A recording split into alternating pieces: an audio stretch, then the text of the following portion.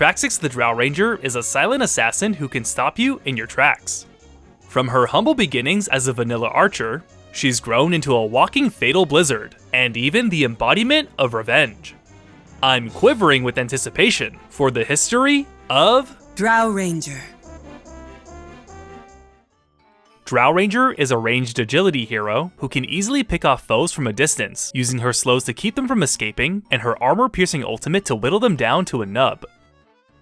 Her first ability is Frost Arrows, a toggled attack modifier that adds a freezing effect to Drow's attacks. This will cause her auto attacks to deal bonus damage, as well as slow down an enemy for a short period.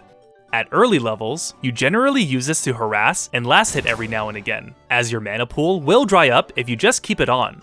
In the late game though, it's usually kept on all the time to add to the ranger's damage, and to keep an enemy in place with a slow. Her second spell is Gust. This shoots out a cone that silences any enemy caught for a solid duration while pushing them away. Traxix will also gain some bonus movement speed for the same time. A high utility spell, this can be used as an initiation to pick off a weak enemy, or as a way to put some distance between you and a pursuer. The only downside is that the spell doesn't do any damage, and if you're going to be playing one of the hardest carries in the game, what's even the point? That was a joke. This spell is very good, and you have to be good to use it. The Bosomy Bowmaiden's third ability is Multi-Shot. This is a channeled ability that lets Traxix release a series of arrows in multiple waves in a cone. Enemies hit will take damage based on a percentage of Drow Ranger's attack, and applies a slow based on Frost Arrow's level. One of the deadlier spells in her arsenal, Multi-Shot is your primary farming tool, making quick work of lane waves and jungle camps alike. In skirmishes with enemy heroes, the large AoE is good for blindly attacking into the fog of war if you lose sight of your target, or it could be used to hit as many enemies as possible in a teamfight. A lot of your success depends on working around Multi-Shot's cooldown, so always be mindful of your surroundings in order to get the most out of it. Drow Ranger's ultimate is Marksmanship. This is a two-part passive that gives Drow's auto attacks a chance to deal bonus damage while ignoring the enemy's base armor, as well as providing an aura that grants ranged allies and herself bonus agility based on a percentage of her current agility. This ability is disabled if an enemy comes within 400 range of Traxix. For this reason, you may need to save Gust to push enemies away who get too close to you, and perhaps invest in a Hurricane Pike to really get out of there. Despite not being super flashy, Marksmanship provides huge spikes of DPS every time the spell is leveled up, and it makes buying items so much more efficient due to all the bonus stats you'll be getting. With her assortment of icy tricks, it's no wonder why Drow Ranger is such a threat on the battlefield. And based on the entertainment you've received so far, it's no wonder why you should subscribe to my channel. I mean, Traxix, you'll sub to me, won't you? Way ahead of you. Wow, hot and proactive. I like that. Anywho, back to the show. The Frost Archer was part of the original group of heroes in the first iteration of Dota All-Stars, dating back to early 2004. She uses the Dark Ranger model, and although it wasn't the case at first, her skill set would come to incorporate the ice theme, which fits well, given that the character is undead. This was also the model used by Sylvanas Windrunner, a character who would become a major part of the Warcraft lore. The word drow in her title originates from the race of the same name in Dungeons & Dragons, who are essentially dark elves who live underground. They have dark skin and light hair, as well as a tendency to be chaotic evil, so it's likely that the hero was given the title due to how much she matched the D&D description. Drow Ranger's story started off pretty simply at first, calling her a ranged hero, though she would graduate to a ranged hero, adept at chasing down individual enemies in 4.0. In 5.56, the verbs received a slight buff as she is now a ranged hero, adept at chasing down and slaying individual enemies.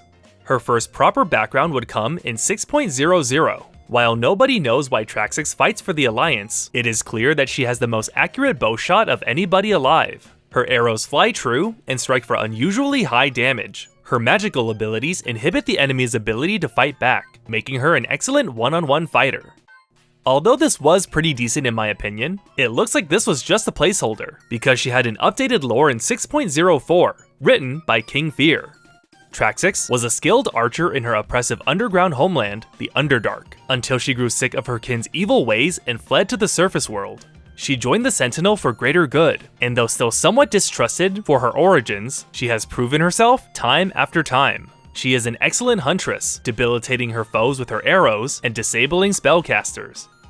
It should be noted that the Underdark is the name of the Drow's homeland in D&D, so this story is doubling down on that reference.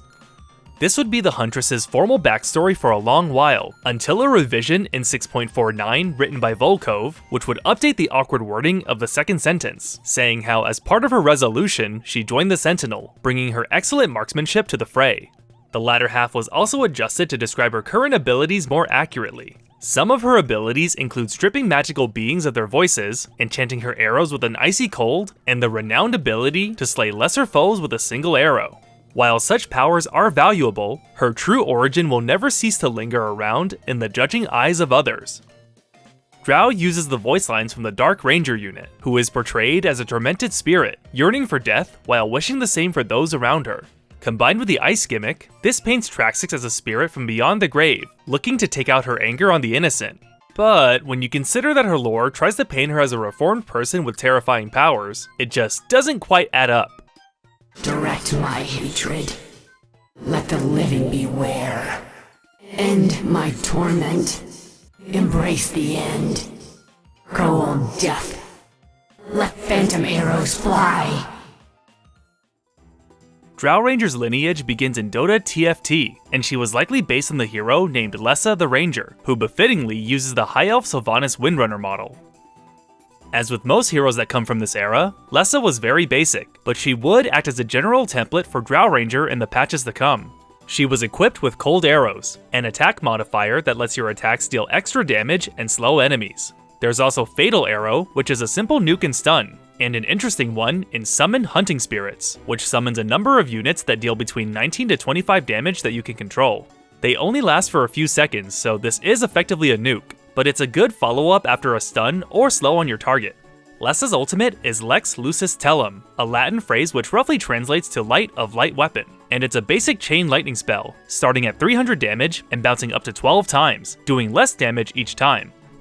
Funny to think that the prototype of Drow Ranger would be a hybrid mage and physical DPS, but with some more focus, she would turn into the Arctic assassin we've all come to know and love in no time. In Dota All-Stars 0.60, her first skill set made her a mobile ranged assassin. Sneak Attack was a basic windwalk ability, and True Shot Aura buffed ranged attacks in an AoE. Traxxix had two ultimates here. Fury would give you a huge attack speed steroid, pumping it by 500% for 15 seconds, and Marksmanship could be used on creeps to instantly kill them, allowing you to ramp up your farm as long as you had the mana to back it up. In this version, you could sneak up on any lone hero and burst them down with a flurry of arrows, but honestly, all it would take is a stun to put an end to any kill attempts.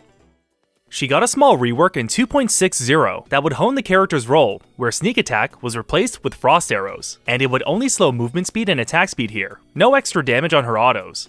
Fury was also replaced with Silence, which does exactly what it says on the label, silences units in a targeted AoE, going up to 12 seconds for heroes. This version of Drow improves on the idea of sneaking up on foes, and the inclusion of Silence makes it so they can't retaliate, letting her perform her job much more easily. Soon after this in 3.0c, Marksmanship was reworked, where it's now a passive ability giving the Drow Ranger's attacks a chance to instantly kill non-hero units, starting off at a piddly 10% and ramping up to 40% at max level.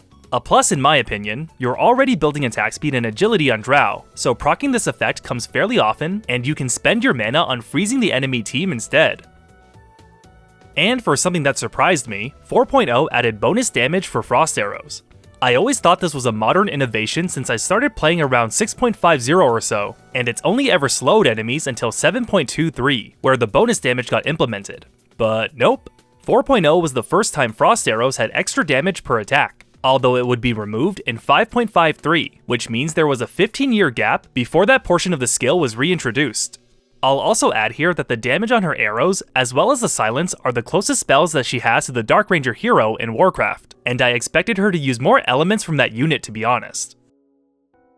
Traxxix had her first Aghanim Scepter upgrade in 5.40, which would increase the marksmanship proc chance per level, up to 75% at max. Not too shabby in a vacuum, but it's not all that useful in the late game, and it would be removed in 5.50.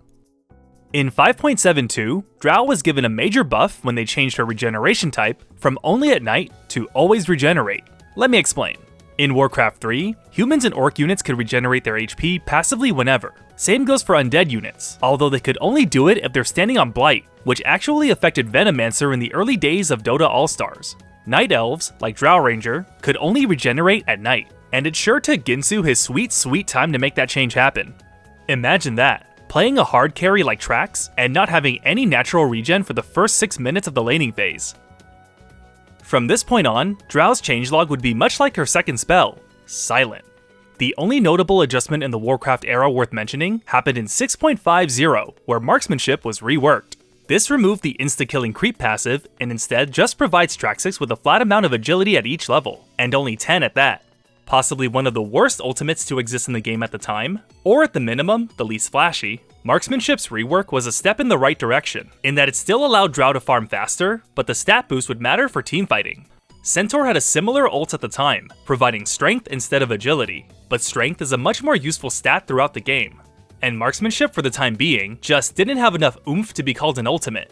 An interesting tidbit on the Dota 2 wiki, this ability had to be clarified with a note that reads, "Simply increases agility, nothing else," which speaks volumes on how lackluster it really is.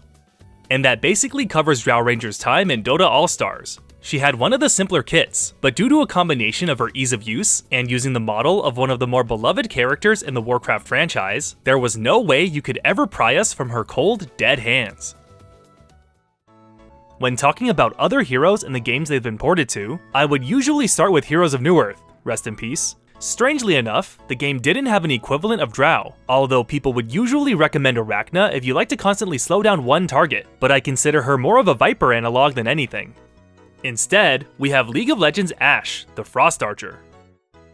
In her original skill set, Ashe's Q was named Frost Shot, which enchants her basic attacks with ice, slowing her targets for 2 seconds. Many patch notes later, this would become part of her innate passive, allowing you to save some mana while attacking. Not a shocker at all. It seems like this was lifted directly from Drow, but what's more interesting is her next spell, Volley. This shoots a cone of arrows, each dealing physical damage based on her attack, as well as applying the current rank of Frost Shot to enemies affected. A solid farming and dueling spell on its own, Drow Ranger would actually be the one borrowing the spell in Dota 2, but I'll get to that later. So while Traxxas served as the blueprint for Ashe, the Frost Archer would in turn inspire some changes in Drow, making this whole MOBA rivalry come full circle. Up next is Hawkshot, which lets Ashe scout out an area by sending a hawk to a target location, revealing the area for 5 seconds. The original spell also granted her bonus gold every time she killed a unit or structure, which kinda reminds me of the original marksmanship speeding up Drow's farm. And last here is Ashe's ultimate, Enchanted Crystal Arrow, which shoots a giant arrow in a straight line across the map until it hits an enemy champion. This deals magic damage and stuns the target based on how long the arrow traveled, so it's like a global version of Mirana's Sacred Arrow. Honestly, a pretty smart way to round out her abilities, this gives Ashe some hard crowd control and makes her one of the more versatile cores in League. While not a port of Drow Ranger necessarily, Heroes of the Storm has Sylvanas, a reimagining of the character in MOBA form. Sylvanas plays like a ranged assassin with high sustained damage and solid wave clear, and she has the honored distinction of being my favorite character in HOTS. Her spells start with Black Arrows, which causes all of her basic attacks and abilities to stun minions, non-elite mercenaries, and structures. This also gives them stacks of Banshee's Curse, and she'll deal 25% more damage to enemies with 3 stacks. Withering Fire shoots a series of arrows, targeting the closest one over 1.5 seconds, while prioritizing heroes. Getting a takedown resets the cooldown, so chaining kills back to back is the best way to maximize the damage potential. Shadow Dagger deals damage to an enemy, as well as apply a DOT. If Sylvanas damages the initial target, the Shadow Dagger will spread to nearby enemies, allowing you to strike down your target while causing mayhem to the rest of the team. Haunting Wave is Sylvanas' third spell, and it shoots out a wave of Banshees, dealing damage to all enemies caught in the path. Reactivating this will cause Sylvanas to relocate to the Banshee's location. Similar to Puck's Illusory Orb, this has the most potential for mind games, as you can throw it at an enemy with the threat of you hopping onto them, or in a running away scenario, you can cast a spell in a different direction than where you were going, and juke your enemies with the press of a button. Her first heroic ability is Wailing Arrow, which shoots an arrow that deals damage and silences enemies in an area. Nothing too nutty here, just a good initiation tool for you and your team. Her second heroic is Mind Control. This fires a missile that controls the first enemy hero hit. The victim is silenced, slowed, will have 3 stacks of Banshee's Curse applied to them, and are forced to walk towards Sylvanas for a short bit. A much cooler ability and more true to the character, the poor soul who gets hit by this will surely get pummeled by your team as they march to a painful barrage. And just for good measure, there's one more ability you can pick up at level 4 called Possession. This converts an enemy minion to fight for your side, pushing the wave alongside your little critters. You can have up to 3 charges, and each minion converted awards the experience you would normally get for killing them. I'm not sure if this spell is actually any good, but it always feels really satisfying to convert 3 creeps back to back and watch them wreak havoc on enemy structures. So that's Sylvanas. She seems like what Drow Ranger would have been if Traxxas followed the hero more closely, but this iteration offers a cool gameplay style for the character. In honorable mention territory, Minerva of Heroes Evolved is your answer to the Drow Ranger archetype. She has a slowing attack in her Frostbite ability, and Fan of Arrows shoots a cone of arrows that also triggers Frostbite. So far so good. She's got a spell called Flutterfall, which increases her speed for 4 seconds while also blinding nearby enemies, the perfect escape tool for a traditionally glass cannon character. Her ultimate is Moonshot, and it pretty much acts like Ashe's enchanted crystal arrow, so truth be told, Minerva's more of an Ashe clone. However, if you need your fix of a pale white-haired archer, sorry to say, but this is your only choice.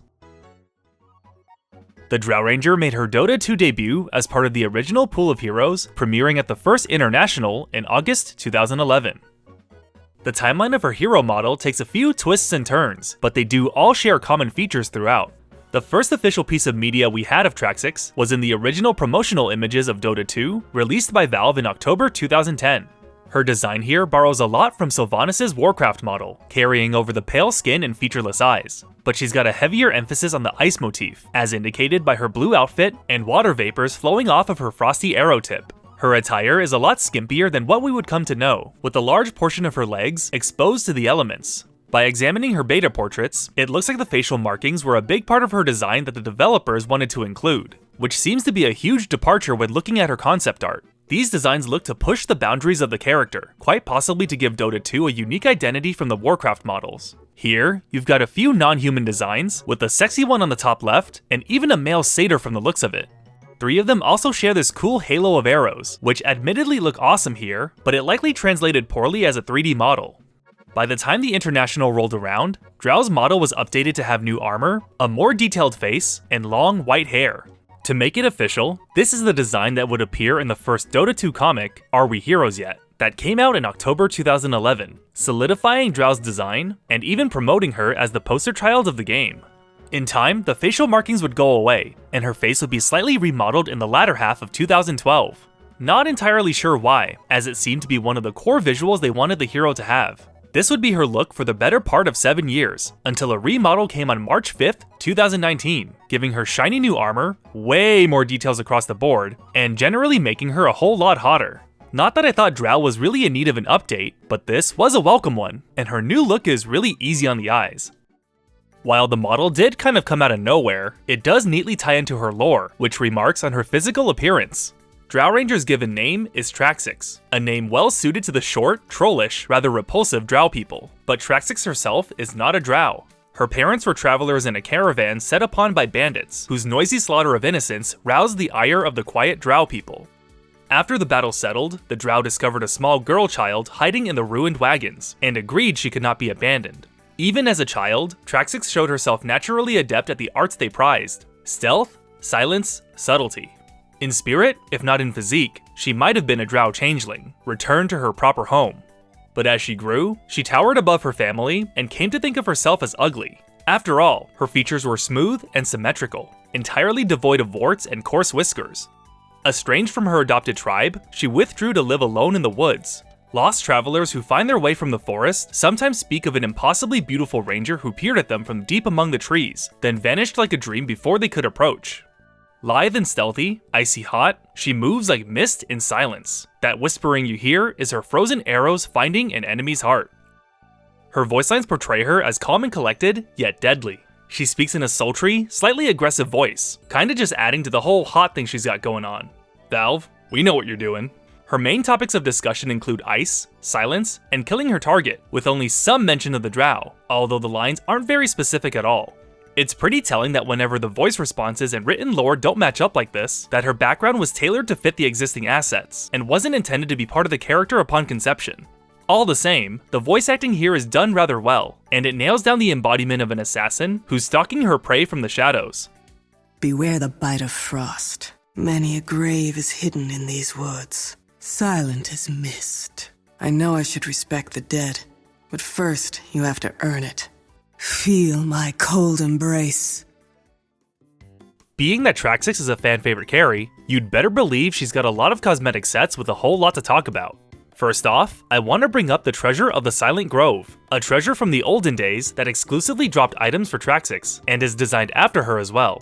It notably includes the Sylvan Guard set, a collection of gear worn by a group of soldiers who patrol near Drow's woodlands. The various items state that Drow is not part of their faction, and in fact, she has nothing to learn from them. However, she highly admires their equipment, noting that their bows and capes are high quality by her standards, and she loves their fashion sense, going so far as to style her hair like theirs, and making up excuses to wear their armor.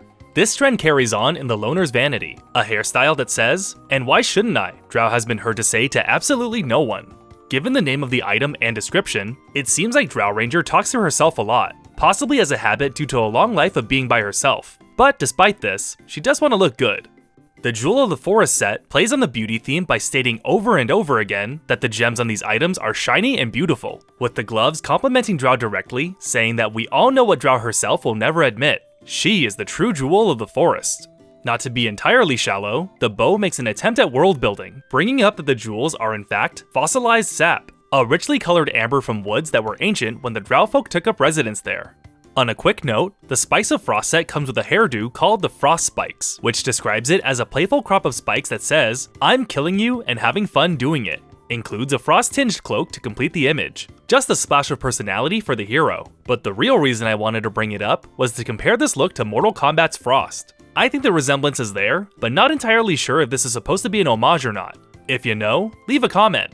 For the last of her miscellaneous regular sets is the Gifts of the Shadowcat, also known as the Catgirl set. This one came out in 2013, and it was initially met with some resistance from the community since it didn't quite fit the art style of the game, looking more like a waifu bait money grab than an alternate outfit for the hero. However, it does have some lore significance if you put the pieces together.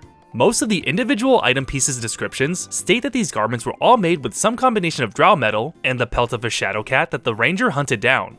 On the set's Steam Workshop page, there's a background story that says how Drow was traveling at night through the Night Silver Woods, and she became aware of a large cat tracking her movements. She let out an arrow that pierced its heart, and heard a sorrowful whisper pass through the trees. She carried the beast's body out of the forest, and in the morning, she could see the warriors of the Dark Moon watching her from the woods.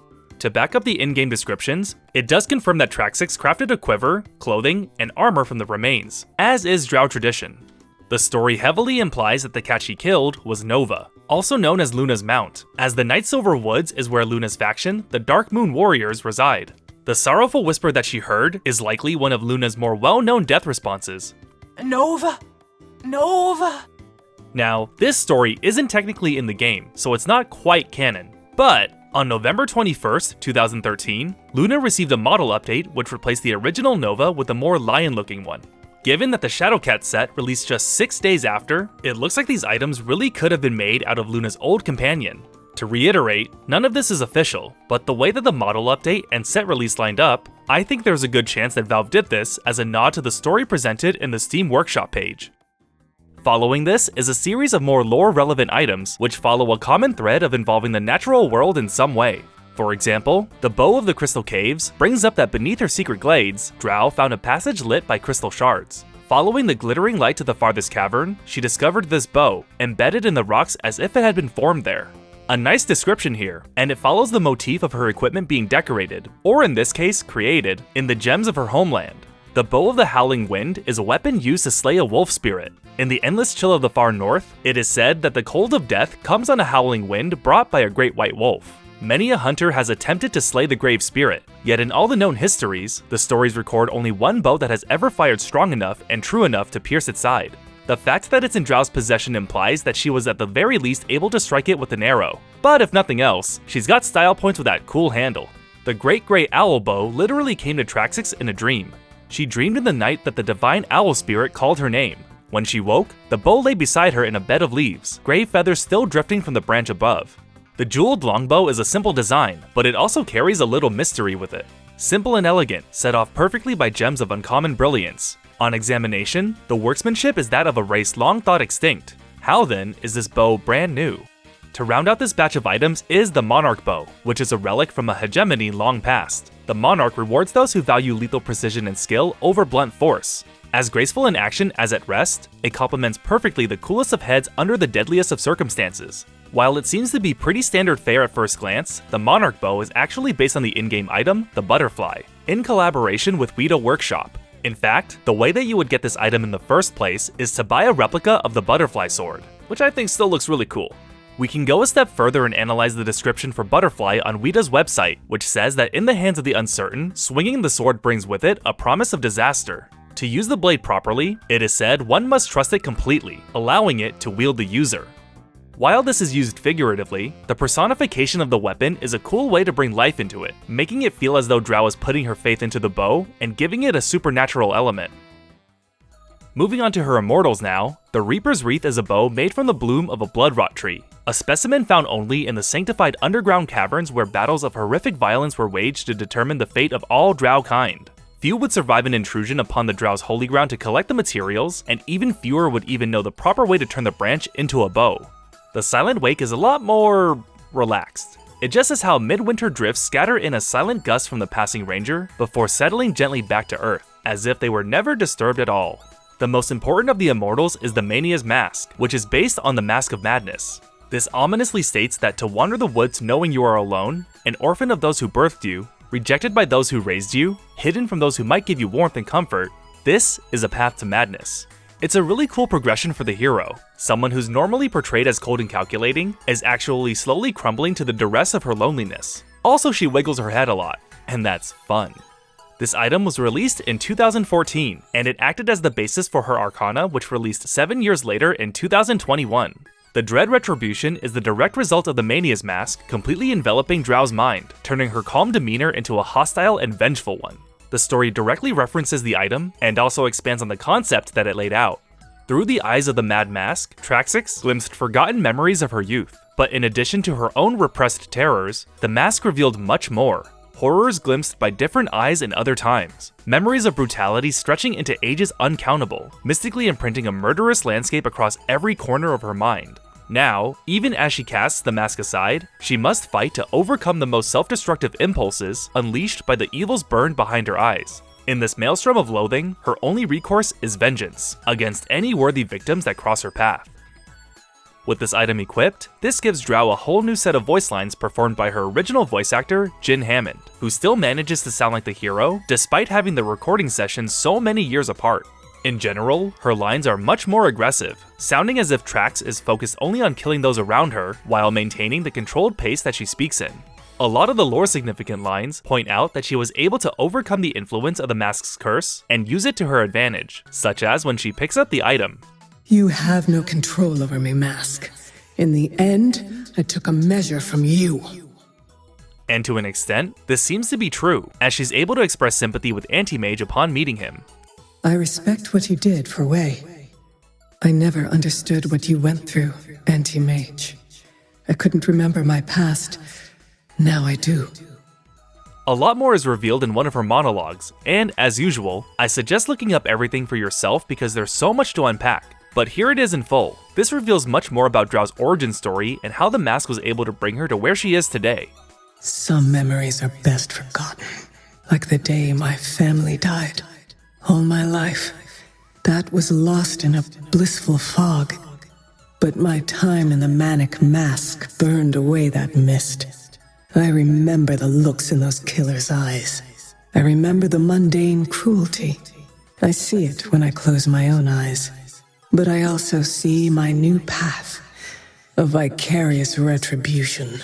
I won't be cruel. I will be merciless. Finally moving away from her in-game sets, we've still got the Dota spin-offs to go over.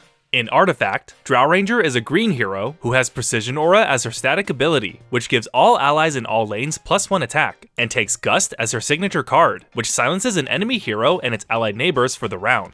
Her role in this game is more on the support side, ironically enough. Keeping her alive to buff your allies is the reason why you'd want to include her in your deck, and the utility of a well-timed gust can really screw up an opponent's turn.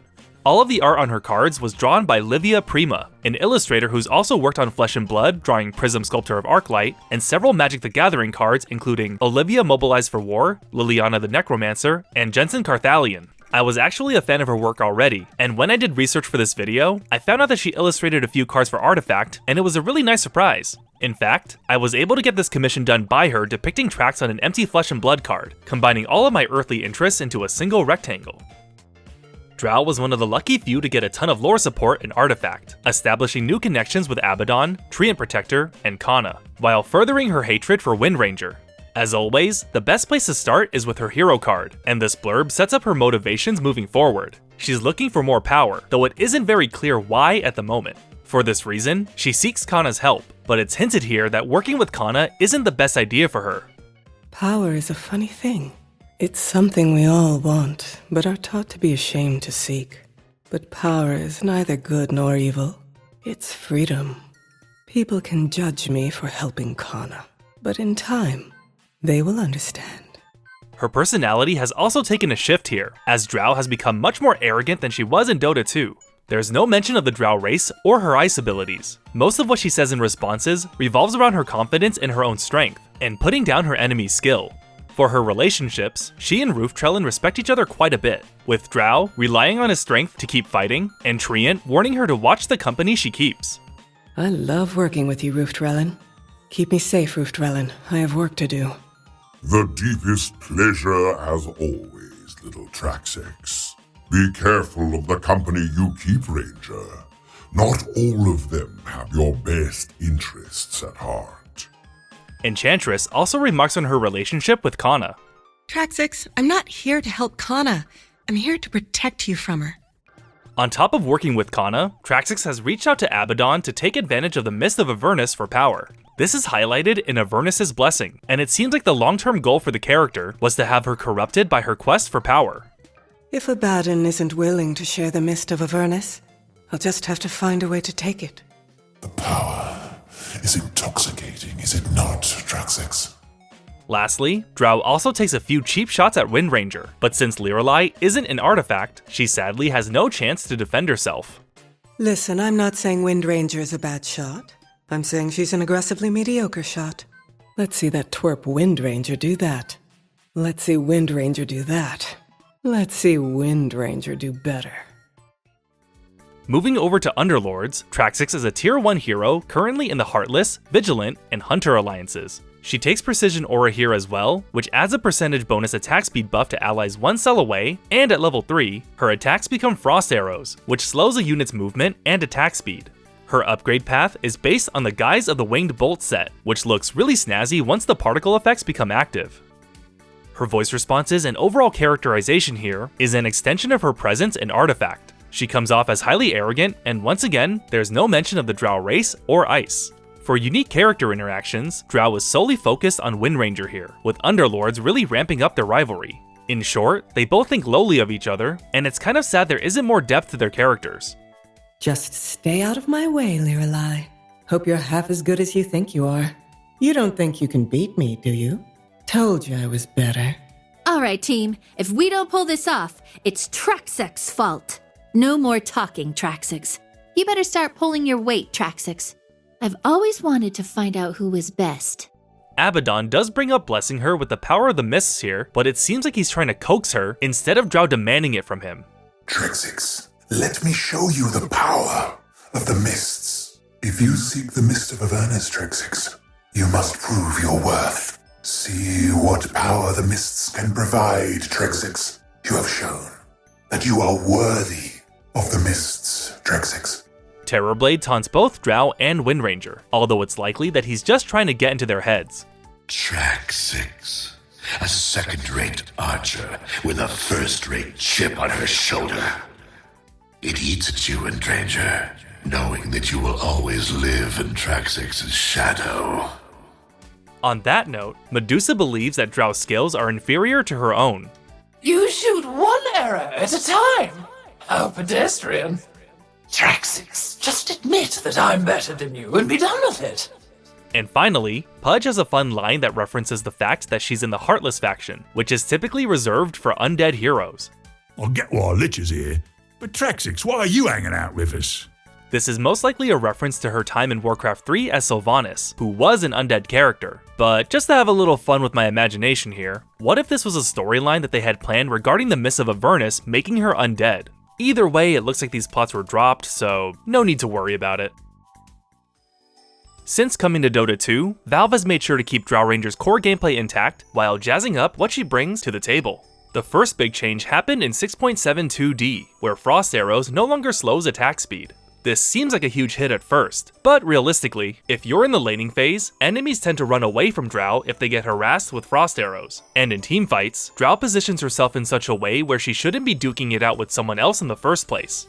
6.76 made Precision Aura global, and it gave ranged heroes bonus attack damage based on Drow's agility. A powerful upgrade to Drow's passive, this significantly buffed up your allies, especially if you build your team around it by going all ranged. In the laning stage, every little bit of damage adds up, and it made securing last hits noticeably easier. Marksmanship also received a meaningful change, where it still grants Drow passive agility, but if there are no enemy heroes nearby, the bonus agility is doubled. This promotes good positioning and rewards players for staying in the backline, which is something you should already be doing, but this change would shape Drow's skills for future patch notes. As a bonus, it's a nice flavor win, as Drow naturally likes to be alone. To incentivize you even more, 6.77C removed the base agility on marksmanship, meaning that you lose a huge burst of DPS if you let anyone get too close to you, further promoting that Lone Ranger playstyle and emphasizing the importance of solid positioning. In 6.80, Silence was replaced with Gust, basically having the same utility with the Silence, but also having the added benefit of pushing units away if they got too close. This update really cemented the modern Drow Ranger gameplay of keeping your distance away from the enemy while providing backup through your damage, slows, and silence. A genius inclusion that can't be praised enough, honestly.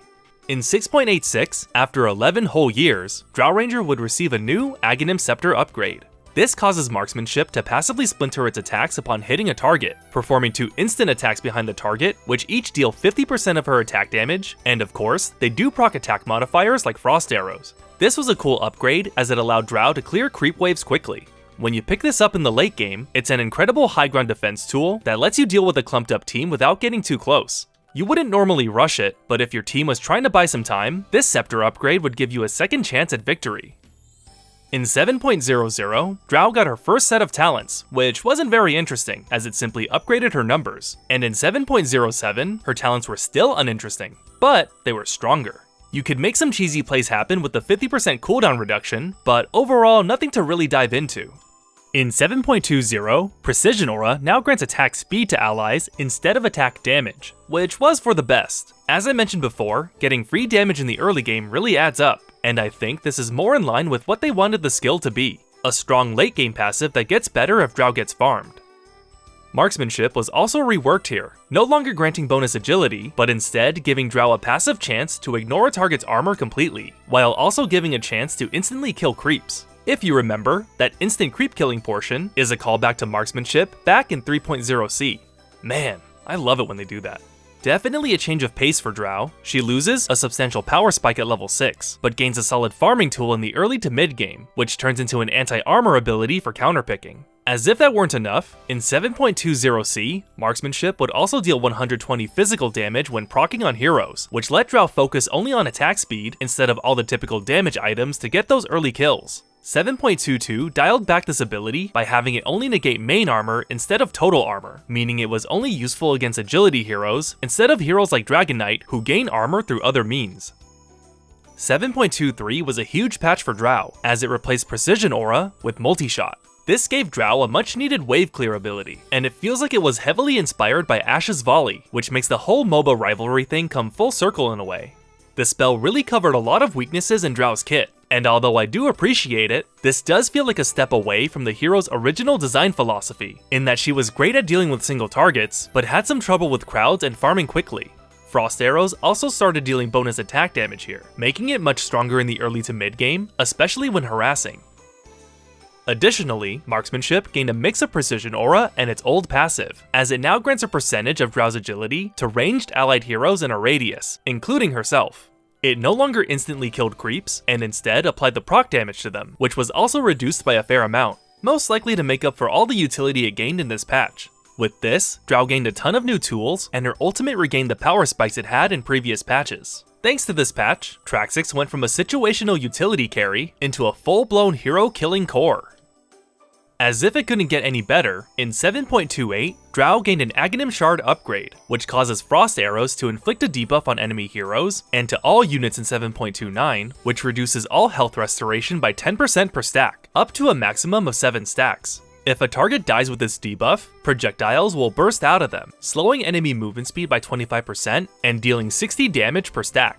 Again, another powerful tool which improves Drow's wave clear and tower defense to an insane degree. This allows Multi-Shot to eliminate entire creep waves and neutral camps with a single cast, and it hard counters team comps with a lot of healing or high regeneration picks like Necrophos or Alchemist. As of now, it seems like Drow is able to have the best of all worlds, as she can itemize to focus on single targets or the whole crowd depending on the situation. Drow Ranger has always been a fan favorite, and it's good to see that Valve has treated her so well in Dota 2, but is it really such a surprise? Anyone who's felt the rush of firing off like a machine gun that slows their victims down to a crawl can tell you exactly why this frigid archer has been held in such high regard for so long. Between all of the lore, cosmetics, and buffs that IceFrog loves to hand to her on a silver platter, Traxxix really shows us why she's the pride of the Drow.